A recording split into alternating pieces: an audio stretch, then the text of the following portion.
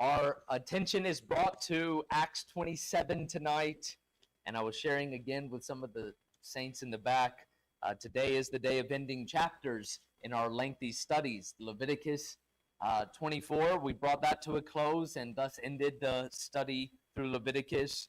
Matthew 26, we brought to a close, about to enter into Matthew 27 next week, and now Acts 27. If all goes according to plan, we will bring this to a close as well. And we have just one more chapter left in Acts 28, and then some final comments regarding Paul in 2 Timothy before he is to be put to death. Our divisions in Acts 27, we were in the middle of our seventh division, the seventh, what I call chapter of this story. Mr. Paul goes to Rome, land ho, oh no. And they are about to run into an island that they don't know what it is. Now, we have the benefit of having read the story, and it's told us in the first verse of chapter 28 that it is the island of Melita, what is called Malta today. But they didn't know what island they were about to run into. They could be in Africa. They could be all the way past Italy into Spain. They really had no idea. And we left this group looking to Paul as he offers up prayers in thanksgiving for the meal that they're about to eat. And I'm sure quite a few of those 276 people thought this is our last meal. There's no way we're going to survive the coming hours. And so we take our attention back to Acts 27, and the Bible tells us in verse 38, when they had eaten enough, they lightened the ship and cast out the wheat into the sea, their last effort. All food is now gone. Whatever happens tomorrow or in the morning is going to be it. We don't have any more stores of food. We're not intending to stay on the vessel. We're going to crash and die, crash and survive. But whatever happens in the morning, it's all going to be over. That's quite a tense moment to come to in life, to realize everything rises and falls on what happens in the next few hours. Now, I'm thankful I haven't had to live through any sort of decisions or moments like that in life where I thought that it's all over, all based right here. Sometimes the drama of our personalities make us think it's all going to be over, especially in adolescence with schooling or maybe some stressful test or a license exam. If I don't get it, it's all over. You know, we might think it's that way. But very few of us can say, yeah, really, we're either going to die tomorrow or we're going to make it. And it's going to all rise and fall on what we do in the next few hours. We need to take account of the vessel's last little moments of life, because as we read the story, the boat is going to shatter into pieces, but the people on board will all survive. But let's take account here of these last moments of the vessel's life. For 14 days, these passengers have been thrown about like rag dolls in a barrel, heading down the Great Lakes to deposit over the Niagara Falls of sorts. They have been battered and beaten. They have been tossed to and fro. They are hungry, cold, wet, sick, tired, frustrated, and on the verge of absolute collapse. They have been told by Paul, who some may have believed, some may not have believed, but Paul said, we're going to crash onto an island. All of their skills and all of their sailing adventures and keen senses have informed the sailors on the ship that, yeah, we are near a landmass right now. We hear the waves breaking. We're letting out the weights, and we're noticing that it's getting shallow. This evening, we're going to come to a stop, and in the morning, we're going to crash the ship. What a tense moment indeed. They heave 4 great anchors out of the rear of their ship to stall their advance, like a car putting an emergency brake on to quickly come to a halt. And they're going to wait till the morning light.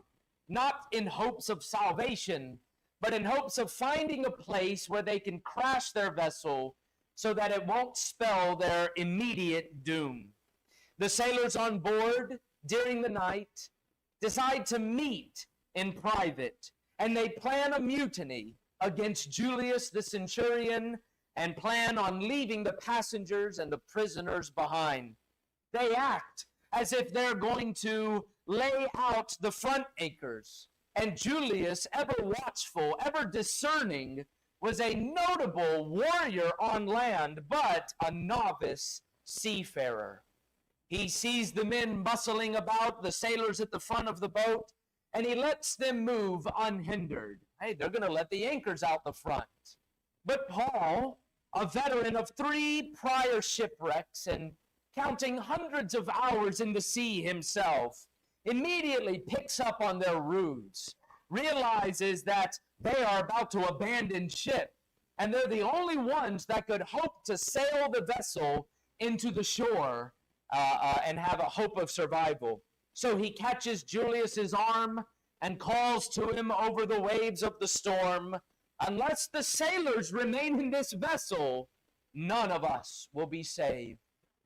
And so a tense moment passes as Julius gives command to the soldiers, "Rush down there on the main deck and cut the boards, cut the ships free." And so they go, and tensions flare even hotter as Egyptian sailor stares at Roman soldier. The captain of the vessel and the centurion of the army were in a tense stalemate. And in this moment of anxiety, Paul, who was a prisoner but now is obviously the presider of the ship, offers a solution to the stalemate. "Let us eat everything we can. Let us all sit around and fill our bellies as full as we can make it. We need to prepare ourselves for the morning hours." Paul knew the dangers would be perilous. The few hours of the morning light would be fraught with danger. And so these hundreds of souls, we left them staring at Paul as he has all eyes on him and brings them all to the very throne of God as he thanks God for his grace, thanks God for his meal, thanks God for his blessings in their lives. And they sat down, they ate, and became merry for the first time in over 2 weeks. Now that particular tension had passed, Paul's leadership and all of the men's strength of will and resolve would be strained and put to the absolute test. We might think we're at the end of the story, so it's going to get easier, but that's not the case. We're getting more perilous as each sentence progresses along in this story. The problems are now reaching their fever pitch. The night had ended with them throwing everything overboard, like we just read in verse 38. And they all made whatever preparations could be made for the morning. For they knew no matter what, their voyage would come to an end. The morning light slowly crept over the sky, as I'm sure no one slept any that night. And the early morning light gives its first rays of dawn, and they're able to spy out what land they have come close to. The first information Luke tells us when the sun gives them some illumination is that nobody knew where they were. That is remarkable that they've been waiting for the day, waiting to see finally, after 14 days of a dark storm, they knew the sun would rise up and they finally get to see something other than the waves beating against the ship. And the first thing that Luke says is in verse number 39, "And when it was day, they knew not the land." The very first thing we read is they were plagued with ignorance still. They did not know where they were. How often this is the case for many of us in life. We find ourselves entering into the dawning of a new day, a new period of life, a new venture that we strive to undertake. And what does the dawning of that new day look like? Well, often we don't know where we're at. We don't know what we're doing. I keenly remember going and preparing and saying, all right, I'm going to college. I'm going to Bible school. The excitement driving up there. It's a road trip. We're going to stop and get snacks. Man, this is exciting. And we get there and we move into our rooms. Brother Caleb was with me. Another friend from our church was up there. We had met some of the people from the college. I knew some of the teachers. It's all fresh and exciting. Everybody meets together. We have our orientation. This is how we're going to do it. And then the day comes where we go to classes the first time. And I realized very quickly, this is a new day. And I don't know where I'm at. I don't know where I'm going. I don't know what to expect. I remember also moving from those college dorms into coming back home in preparation for my marriage day. And we had talked about it. We had planned it. Well, she had planned it. And I let her do all the planning as possible. I just said, I'll be there. And so we go and go to Pennsylvania. We get into a hotel room. My family is there. We're all excited. I had visited her family numerous times. It was good old times. We ate at a old country buffet, a restaurant up there. Watched a little movie of some of the memories from college. I mean, it was all very familiar, very new. And then the morning came where I'm going to be married. And boy, what knots were in my stomach. And I realized with the new day came an understanding that I didn't really know where I was at. What am I getting into? Now, I never thought about abandoning or leaving, but it became even more stressful when my father sat me down and said, no, I'm going to give you a talk about how a man's supposed to care for his family, and it all is resting on your shoulders. You're going to be married. That's your wife. And I'm like, yes, sir. Yes, sir. And all of that, going into the hospital, having our first baby, bringing that little thing home, and it dawned on me. It didn't dawn on me for the 9 months of pregnancy. It didn't dawn on me for the hours in the hospital. It didn't dawn on me for the days that we're holding Lucas in our arms as a crying baby. It didn't hit me until we got home and we set the baby seat in the living room. That thing is not going to leave our house for 20 years. And it just all sort of hit me. Oh, this is permanent. This is happening. What happened? That was a new day, and we didn't know where we were. These are often things that happen in life.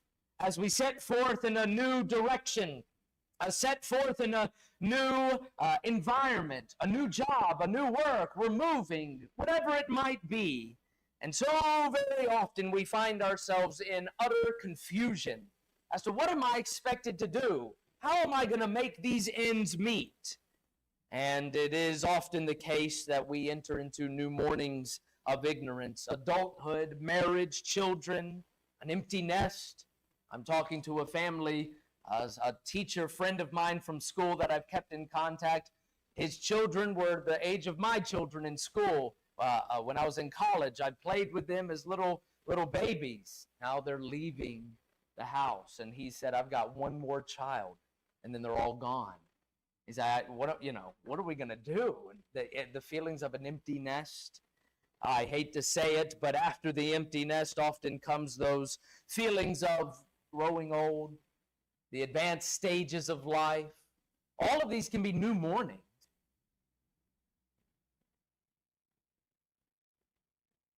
Advances occur. Economic progress happens, and then economic defeat, commercial failure, and we're left wondering, what are we going to do? The housing market's on the verge of collapse. The money standard is out of control. The gases are skyrocketing. Gas prices are skyrocketing. What are we going to do? It's a new morning of confusion. Technological advances, sometimes and pretty much all the time, leave generations behind. You used to be, knowledgeable on how to operate things and how to do things. And 50, 60 years go by and you say, I really have no idea what's going on of all the world. What are they doing? How are they figuring it out? I'm even finding myself somewhat taking a back seat with some of the new advancements of technology. Now, I'm keeping up. I'm not a fuddy-duddy yet, but I am finding myself not really following along.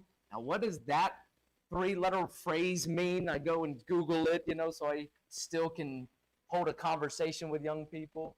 And all of these advancements go on, and you think, well, I'm just left behind. I'm in a new morning, and I don't know where I'm at. You ever found yourself looking around in America, looking around in the world, and just kind of realizing, I don't recognize what I'm seeing. It's a new day, and I must have been left behind. I don't know what's going on in the world. And sometimes these mornings bring uncertainty and ignorance, and while we might not always be able to keep up with the trends and keep up with the advancements, one thing I can find solace and comfort in is that there is an unchangeability in God Almighty. That there's never a morning where I'll wake up and say, my faith is an ignorant thing to me. God is different to me. God is the same yesterday, today, and forever. And the world is going to change and revolve. Trends are going to come and go. Styles come and go. Technologies rise. Commercial success and defeat. All of that is in fluctuation. But the life with God is at a place where it never deviates. It never falters. And when I wake new every morning, I can recognize where I am. I'm in Jesus Christ, my Lord. In fact, there are new mercies given to me every morning because great is his faithfulness to me. And there is a great comfort in knowing that when all the world is moving around us, there is a stability found in Christ our Lord. But our text tells us that these men did not know where they were, but we could say God surely knew where they were.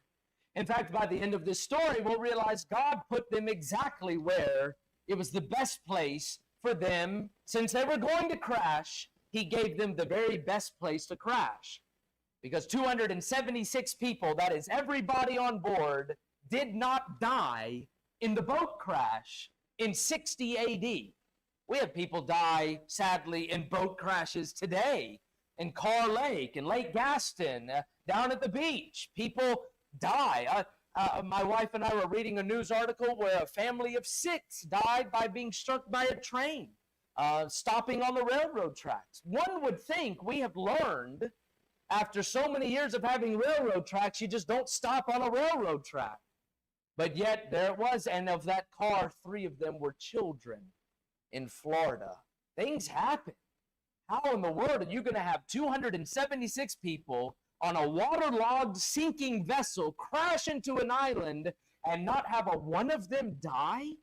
I would say that God put them exactly in the right spot, probably the only spot in all the Mediterranean where they wouldn't be destroyed. They didn't know where they were, but God knew where they were, and we know where they are. We read the story. The ship was positioned along the southern coastline of Malta. The sailors had no idea, as verse number 39 says, when it was day, they knew not the land. They had long since given up on any sort of navigation, and they did not know. Now, historians have traced this passage and the voyage of Paul, and you can go to Malta today, and it's a smaller island, and you can pretty much guess where the descriptions that Luke gives us as to where they were, and with most certainty, we know what shoreline the boat here crashes on in Malta. The spot where they were at has a creek that deposits the sandy banks into the Mediterranean Sea. So that if you were to go there today, you would see jagged rock walls, protruding edifices of granite sticking out that are sharp and ready to tear into a vessel. You'll see these rock walls, and then right in the middle is a little river that comes out, and it's a sandy bank that is about as wide as their ship would have been. And so you have this view of great edifices, of rocky crags that tower menacingly into the sea. Can you imagine? You haven't seen anything for 14 days. The storm has been dark. The sun slowly rolls up, and they say, we don't know where we are. And as the sun gets higher, they're able to make out details, and they realize, well, that's a rocky crag, that's a rocky edifice, that's a mountain. Oh my goodness, there's no place that we could land this ship. The ship would have been dashed to pieces by those precipices if they had not thrown the anchors like they did in the middle of the night. When they sensed they were close to shore, they throw their anchors down, and when they wake up in the morning, they realize we almost crashed into the worst place possible. The morning light brought clarity to their situation, but it did not immediately quell their worries. Out of the frying pan and into the fire, as we would so fittingly describe their predicament. Every eye was on board the vessel looking at the island, and every eye noticed nothing but rocks and dangers lurking. I have not been in the Mediterranean Sea. I have been in some of the Bahamas, and I can attest that where the wind is generally blowing the most is where you have the rockiest formations and the least amount of beach. And in some of the islands that my wife and I were able to visit, Okinawa was like this also. There's one side of the island that is rocky and beaten, and you would never want to put a ship on that shore. It was like that in Ireland. There were only a few beaches in Ireland. Most of it was rock wall from the great northern winds beating down upon it. But on the other side, or maybe on a little underside of the island, there would be a beachy area. And in fact, we had a little dinghy that we were riding around, and I don't know why they let me do that. I'd never driven a boat or a dinghy or anything before, and we rented one, and it was this total islander guy, sandals, shorts, and a weather-beaten body that looked like he had never been inside in his life. And he said, you know how to ride this boat? And I was like, yeah, I'm on my honeymoon. I'm not going to say no in front of my wife. And he said, I have to make you watch this safety video. He puts in a VHS tape, hits fast forward, and it just blurs by. And I can't follow anything. He said, you just have to say you watched it. So after about a minute, it goes by. He ejects it. He said, okay, you're good. Go on out. I mean, it's the ocean. And so we go out, and we come to a first little beach. I was like, this might be a good place to stop. And it had no sandy beach to it. It was all rocky waves, and it was battering us against the side of the wall. And I said, we'll be fine. And Liz is getting seasick over there. She said, I don't know if this is the best place. And I was like, yeah, I don't think so either, as I almost get thrown into the rocks. And so I go just a little ways ahead, and it's the calmest beach you can imagine. And so it is, they have these rocks that were threatening like jagged teeth to devour any wooden vessel that was unfortunate to come close, like some sort of gaping maw, or maybe like a Venus flytrap. These rocks promised a safe land, but a terrible loss of life would accompany it. So these men stood like the nation of Israel, fresh from the escape of their Egyptian masters. You remember the story as the children of Israel ran out of Egypt. They were led by the pillar of the Lord, and he takes them between two mountains on either side, great cliff walls, and there's a narrow pass. And then they go and they're presented with the Red Sea. On either side of them are jagged rocks. There's a vast waterway ahead of them and an angry army behind them. But yet that's exactly where God wanted them to be. And Moses' instruction was, stand still and see the salvation of the Lord. And sure enough, all night the wind blew, the morning rose, and they opened their eyes. And what did they see? They saw that the water was standing up on itself. There was a path through that was not known to them before God's blessings. And so it is that this vessel, facing rocky graves all around them, suddenly, and I think very faintly, we can hear one of them say, wait a minute, there's a break in the rocks right over that away. For the Bible tells us in verse 39. And when it was dry, or when it was day, they knew not the land, but they discovered a certain creek with a shore. To discover something means you've been looking for it, and you found what you were looking for. It wasn't obvious to see. As they're all standing there looking, where can we put this vessel in? Someone spies. There's a creek over there, and there's a sandbar with it. It's just wide enough that if we're careful, we can sail right into it, and we won't be smashed to pieces immediately. And so some distance down the coastline, a river deposit whose running waters had tamed those mountainous crags, there was a soft underbelly of sand, barely enough for that storm-beaten boat to run aground. And basically, they look at that and say, we've got a chance. It might not be a great chance, but there's hope. Verse 39, they discovered a certain creek with the shore, into which they were minded, if it were possible. That's all they were looking for. Not, are you sure we can do it? No. For 14 days, they've been on this vessel. They've been expecting every day to be their last day. And so any shred of hope is good enough for them. They said, there's a little creek over there. If it's possible, if it's just possible, maybe we can just barely get around the rocks and go right into that creek. It's not a great chance. It's a long shot. I think we can do it. And it gives them that little hope. And so he says, if it were possible, we can thrust the ship in there. And so they are greeted with a slim chance. It's a possibility. And that's all they were looking for. Now, speaking of the language that they used, I think it's worth noticing the decision of Luke, the historian. He chose, or rather perhaps we could say the Holy Spirit led him to write a description of this creek that is a little unique. To our English words and reading, it seems very straightforward. They discovered a certain creek. But if we were reading this in its native Greek form, we would immediately notice that Luke is using poetry here.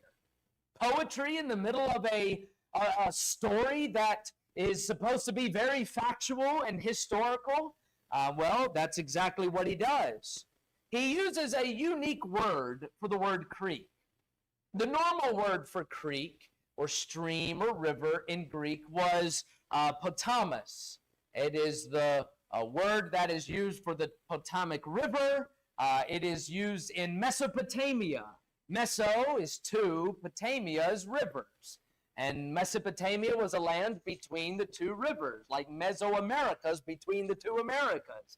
And so Potamia is the word for river in Greek, or potamus is. But Luke doesn't use that word. He doesn't use any of the technical words. In fact, there's quite a lot of words. Potamaki, Ormiskas, Ruakio, all of these are technical words of rivers, creeks, eddies. An Ormiskas is an inlet into an island. Ruakio is a stream or a creek. But he doesn't use those words. What does he use? He uses a word that is poetic, that is optimistic. And I think it gives us an indication of how truly desperate these people were on this vessel. He uses the word kolpos. And you say, well, what is kolpos? Kolpos can be used in poetry to describe a river or a creek. But the word kolpos technically means the embrace of a mother, the hug of a mother, the bosom where a child can rest and be safe. And he says, we're looking on the rocky crags and we see the arms of a mother. That gives you the idea of how desperate they were to get out of that vessel, get out of the Mediterranean. This creek, it's just a creek. And Luke said, oh, it's more than a creek to us. It's the loving embrace of a mother who could cradle us from all harm. As a babe would snuggle against its mother when it's frightened and find safety in her warm embrace, so that sandy shore seemed to these storm-tossed souls a bosom of refuge from the storm. God had brought them through a Euroclydon for 14 days, and he himself had steered them to a little sliver of hope that to them was a warm embrace. It's amazing how the Lord can use even something normal, something normally consequential or inconsequential, something mundane. But after going through a storm of life, you become very thankful for that mundane thing. My children were very excited when the power went out a few weeks ago. It's a blackout. Get your flashlights, and they're playing all around. 2 hours later, when is the electricity going to come back on? When can we watch our shows? When it's hot. Can we turn on a fan? No, everything runs off of electricity. And that ran out quickly. And in the middle of the night, when the lights came back on, there were hoots and hollers of joy. The power's back on! It didn't take them long to realize how appreciative they could be for the power that they so often overlooked.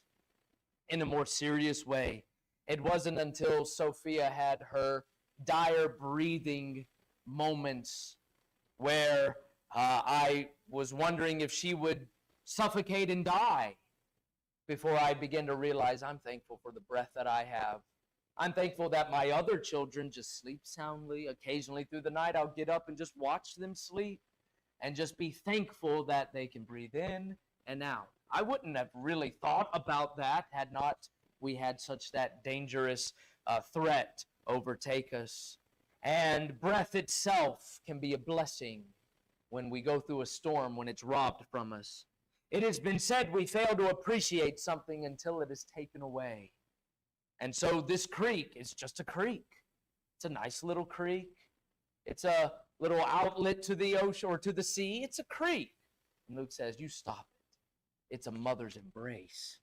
It is our salvation, our hope from this storm that has threatened to kill us. This beaten band of brothers are now looking at that little creek as the nurturing arms of a loving mother. So final preparations were made. They are going to run the ship to shore. They're going to avoid the rocks if possible, and they're going to hopefully land on that sandy beach. So what they do is they make all preparations possible. Verse 40, and when they had taken up the anchors, that's the first thing you've got to do. You've got to get rid of that which is holding you back. You're about to move forward. They take up the anchors. They committed themselves into the sea and loosed the rudder bands and hoisted up the mainsail to the wind and made toward shore. Now, verse 40 is a very technical verse. There's a lot of things going on that a mariner would know how to do secondhand. This was nothing to a sailor. Take up the anchors, no problem. Let the rudders loose, we got it. Put the mainsail up, sure.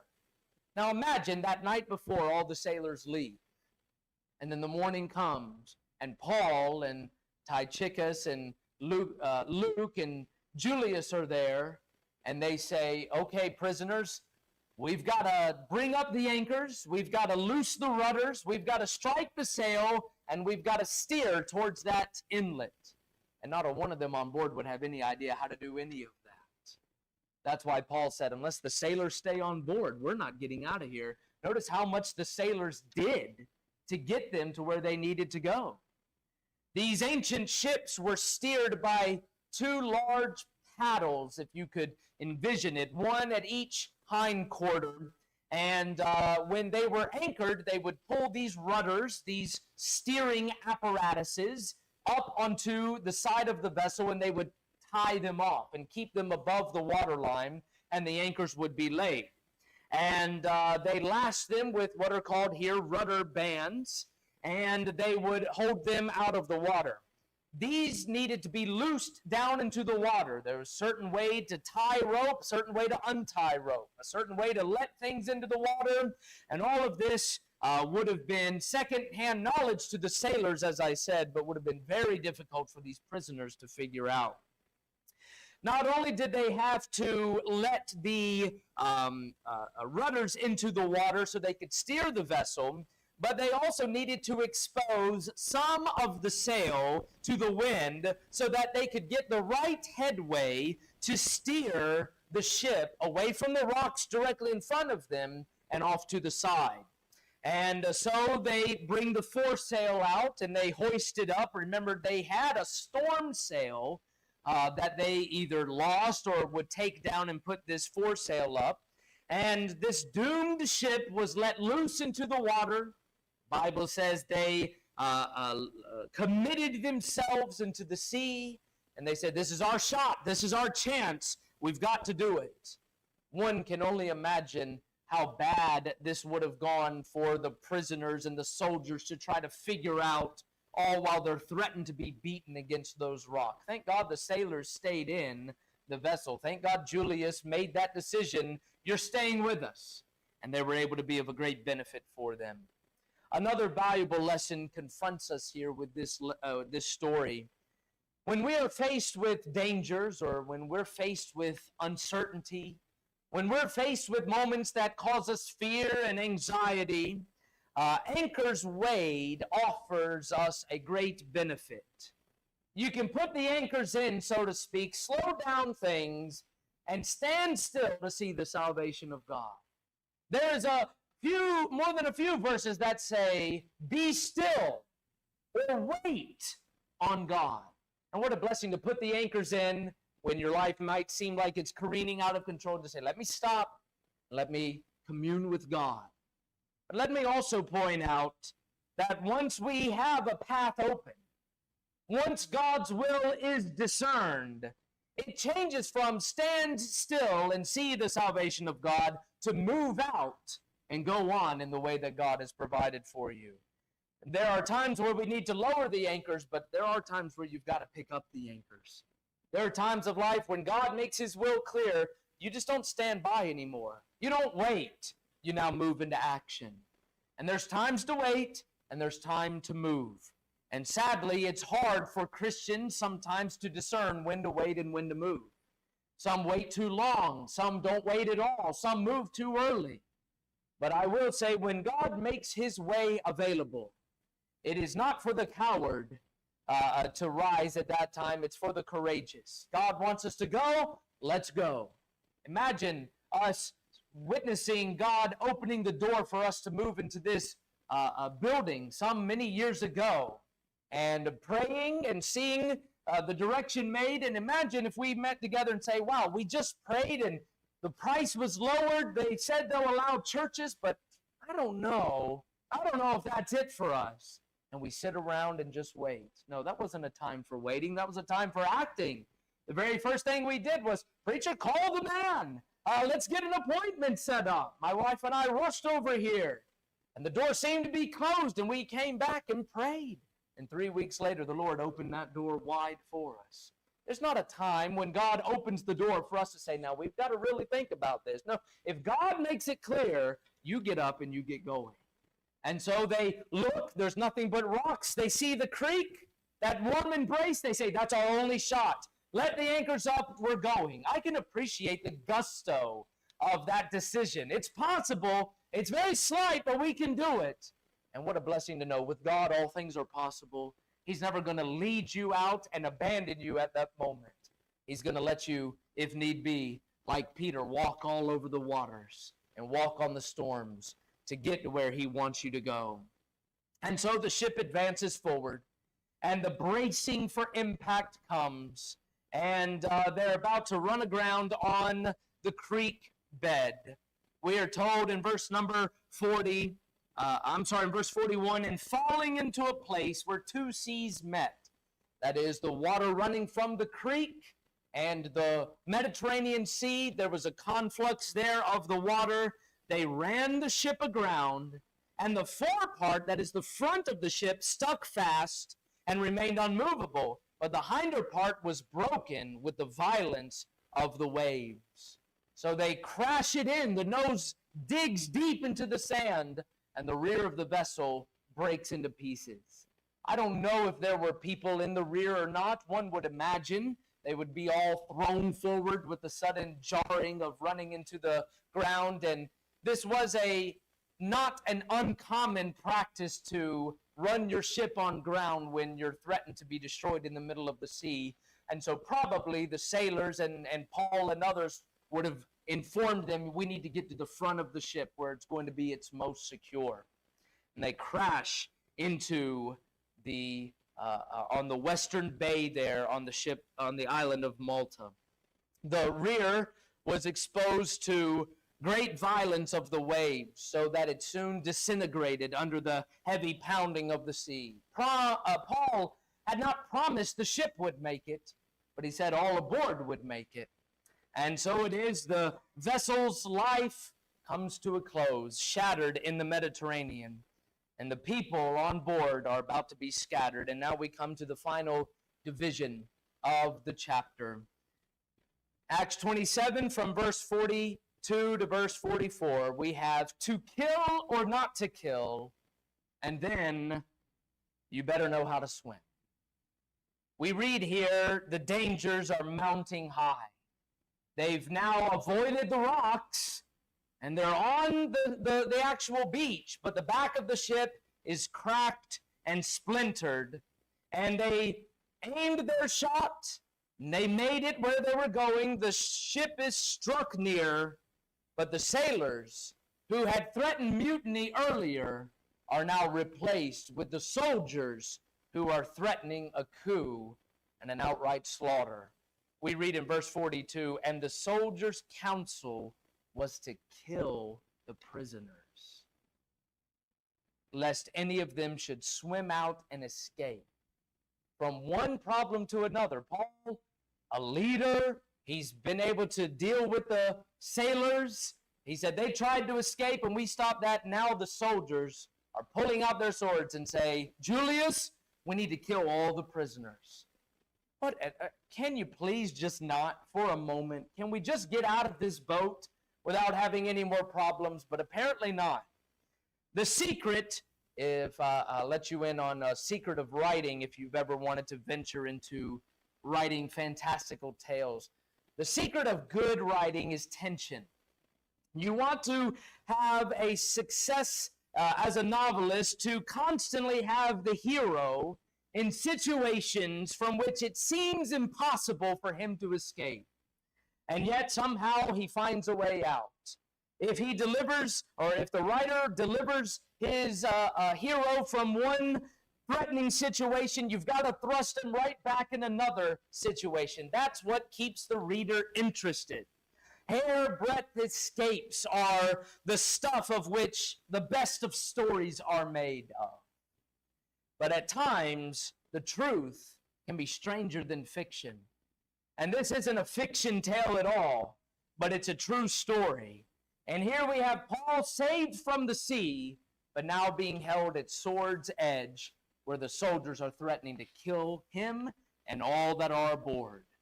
Now, why would they make this suggestion? Well, there was a stern code in which the Roman soldier lived by, that he made himself personally responsible for a prisoner. If a soldier was entrusted with the care of a prisoner, that man's destination was resting all on the Roman soldier. I read a story of a British soldier who was given a duty to guard a prisoner of war and bring him to trial somewhere. And he was told by his superiors, everything rises and falls on him, the soldier, to get that prisoner there. He said, that prisoner's life is your life. And so he was incentivized to get him there alive. But the Roman mind was not exactly the British honor of the soldier's duty. Their responsibility was get the prisoner there dead or alive. It doesn't matter, just as long as you've got a body. Hey, I got him here. That's what you said. I couldn't help he died on the way. And so it would be far better to bring a dead body to Rome than to bring no body to Rome. And so instead of letting the prisoners go out to sea and possibly lose them, they bring their swords out and say, do we need to just kill them? We'll drag their bodies back with us to Rome.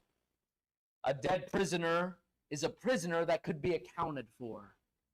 And so it is, they made their case before Julius. They counseled Julius, the centurion, to kill the prisoners. Thankfully, there was a counterbalance to this hardened soldier's counsel. All throughout the story, we have the mighty figure of Julius standing as the one who gives the final word. There he is standing in Crete. Should we leave? He listens to counsel and he says, we're going to leave. They're standing there in the vessel, and Paul says, you need to go and stop the sailors. But the final word was Julius's word. Here they are about to have all of the people scatter into the sea, and the soldiers say, Julius, should we kill them all? And he's got the final word. Throughout the whole story, he really is a mighty figure. Everything's rising and falling on his word. And thankfully, Paul had endeared himself to Julius, and Julius says, I can trust Paul. And verse number 43, we don't read of Paul counseling Julius. Maybe he was rushing to get there. Julius, don't let him kill us. But Julius didn't need any prodding. He knew what the right course was. Verse 43, the centurion, willing to save Paul, kept them from their purpose and commanded that they which could swim should cast themselves first into the sea and get to land.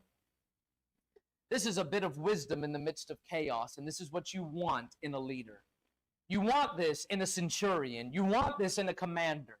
He makes a split-second decision, don't kill him, and then another split-second decision. The boat is breaking apart. Everyone who can swim, get in the water now. He said, well, what would be the significance of that? Well, think of it logically. All the people that knew how to swim could get to the shore relatively easily. They know how to swim. They know how to survive. They will be at their strongest so that when those that don't know how to swim jump into the water, those on shore can go back and get them. They're already on shore. They're strong. They know how to swim. They can now operate as life rafts or life preservers, or in some way they could help as a lifeguard for those that might be floundering in the water.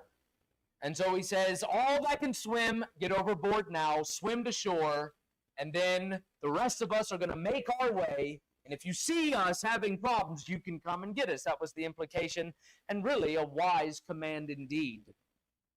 So it is that those that couldn't swim would hold on to the broken pieces of the vessel, hold on to any barrel they could, any splintered piece of wood they could, and they floundered into the sea. And one can imagine as those that are swimming and all the clamor, all the sound, the breaking of the waves, the armor weighing them down, maybe loosening it. They're swimming to shore and people yelling and crying out. And Paul said not a one of them's going to be lost. You can imagine, hey, there's Jim over there. He's underwater, but then he pops right back up. I'm okay, we'll go. We've got it. One by one, they go down and they come up. They're holding some board, holding something, holding each other. The strong on the shore come out and help get the weak. And by the end of it, we need a head count. We read in verse 44, and the rest, some on boards and some on broken pieces of the ship. And so it came to pass that they escaped all safe to land. Amazing. 276 people thrown into the water in the middle of a storm. I'll mention it's drawing close to winter. Remember, they didn't want to winter at Crete. What happens in wintertime? It gets cold. They're jumping in freezing waters, and they're all going, and they all make it. They all survive. Once on land, the strong wading back into the breakers to give hand to the weak. There came a roll call, and a grateful realization came. Everyone was saved. Not one prisoner escaped. Not one prisoner died. Not one sailor. Not one soldier. Everyone made it. One can almost think that they all stand there sort of in shocked amazement. This bedraggled group watching the waves pound the ship to shreds, grateful for their lives that they had devoutly followed what Paul had said, and God gave them the blessings. When the ship was broken underneath them, there was a step. They were but a step away from death at any point of that vessel, any point of those 14 days. Yet infinite mercy stepped in and never let them cross over the great divide, but kept them sure. They were rescued from the dreaded sea, brought to a desired haven. And it's as David would say, oh, that men would praise the Lord for his goodness. Oh, what a great recollection it is just to thank God for getting us where we are, taking us where we're going. Now, we'd like to say that the story is ended and that it's all well and good. But there are people living on this island. And Luke would describe them as barbarians. And so now we've gone out of the water. Now we've got to deal with, are the people hostile here? Are they going to be friendly to us? What are they going to do to us? Do they think we're an invasion force? We don't know where we are. Are they kind to Rome? We're wearing its colors. What's going to happen now that we're on this stranded island? Well, that's where the story picks up in Acts 28, and that's where we'll look at next week. Amen? For now, we thank the Lord not only for such a marvelous story of God's amazing grace, but these little lessons that are so fascinating to learn along as you're going through. God will take care of all that we have. I'm so thankful for it. Let's be dismissed this evening.